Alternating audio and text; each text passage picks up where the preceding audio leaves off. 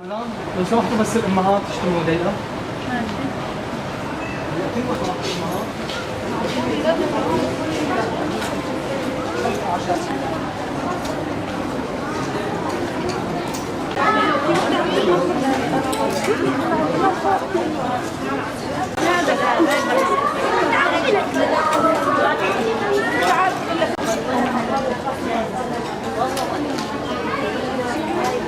Güzel abi. He, nasıl? Güzel mi? Nerelisin sen? Konuş bakalım benimle. Nasıl? Nasıl gidiyor alışverişler? Çok güzel. Sen burada mı okuyorsun? Ne yapıyorsun? Ha burada. Nerede okuyorsun? Ben Şerif Evler. Nerede? Şerif Evler. Hangi okulda? Ben Gazi. Merhaba, nasılsın? Adın ne senin? Ünives abi. Nerelisin? Suriyeli. Suriyelisin. Kaç yaşındasın? 13. 13. Ne yapıyorsun burada? Ne aldın kendine? Şortman aldım. Bazen kıyafetler de aldım içeride. Peki nasıl? Mutlu musun? Evet, evet abi. Nerede okuyorsun? Zeytinburnu'da. Hangi okul? Reşatlar. Peki büyüyünce ne olacaksın? Ne yapacaksın? Bilmem, daha seçmedim. Seçmedi. Hadi sana. Dakika.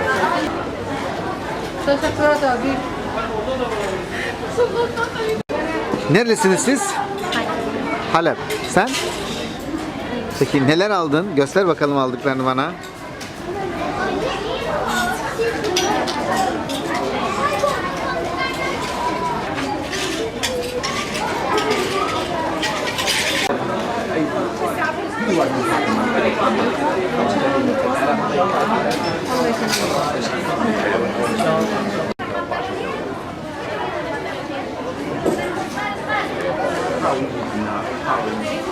دكتورة منى رئيسة اتحاد المرأة العربية ورئيسة جمعية شمس. احنا اليوم في LC وكيكيكي في مول اوف اسطنبول. اجانا تبرع كريم من رجل اعمال عربي لكسوة ايتام لعيد الاضحى. طبعا لكل طفل 1000 ليرة ملبوسات و50 ليرة للمواصلات. 600 طفل تقريبا، يعني المبلغ 600,000 ليرة. احنا باسمنا وباسم جميع الجمعيات المنفذة وباسم اتحاد الجاليات العربية بنشكر المتبرع الكريم على هذا التبرع السخي، ونسأل الله سبحانه وتعالى الله يتقبل منه ومنا جميعا. الجمعيات المنفذة لهذا النشاط اتحاد الجمعيات العربية واتحاد المرأة العربية، جمعية شمس، جمعية زيد بن ثابت للأيتام، جمعية شام للأيتام، جمعية عدل وإحسان، اللمة السورية. وهناك كمان مجموعة من الجمعيات المشاركة معنا في من جميع طبعا الجاليات العربية. واحنا بنحكي تقريبا المشاركين من الجاليات العربية بتنفيذ المشروع والمستفيدين من هذا المشروع ما يقارب 9 جاليات عربية. شكرا جزيلا وبارك الله فيهم وبارك الله في المتبرع والقائمين على هذا العمل كله والمتطوعين. طبعا المتطوعين لهم دور بارز في هذا الموضوع ومساعدتنا بهذا الموضوع. شكرا جزيلا بارك الله فيك. دكتور عبد السلام صبار الزبير، رئيس اتحاد الجاليات العربية في تركيا.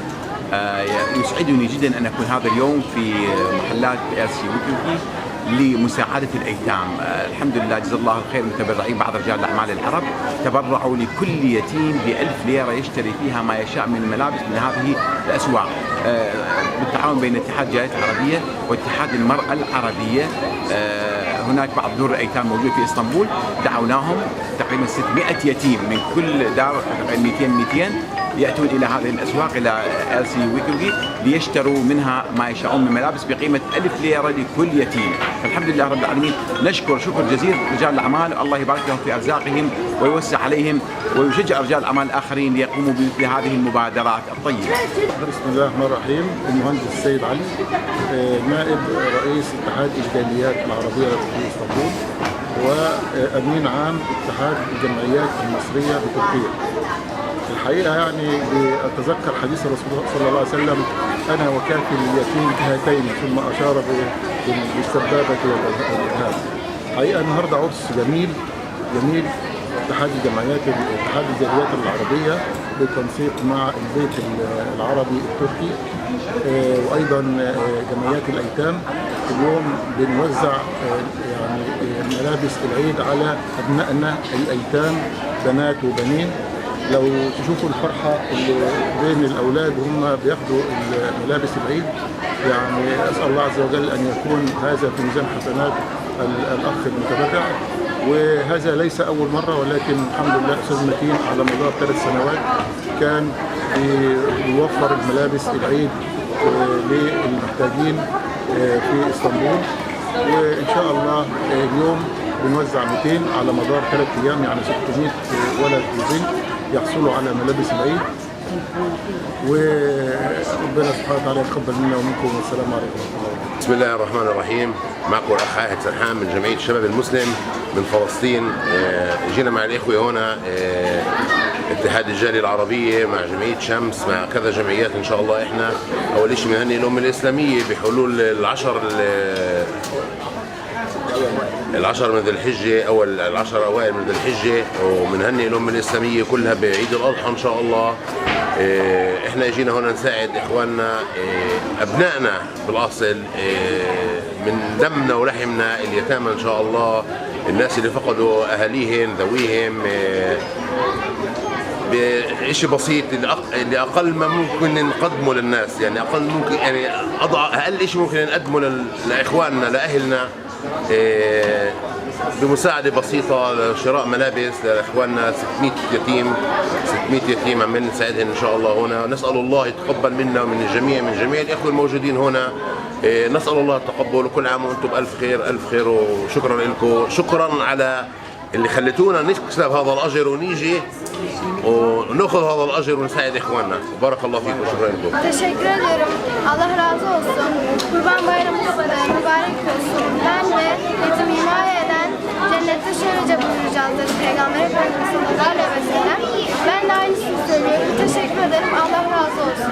Allah kabul etsin. Tamam.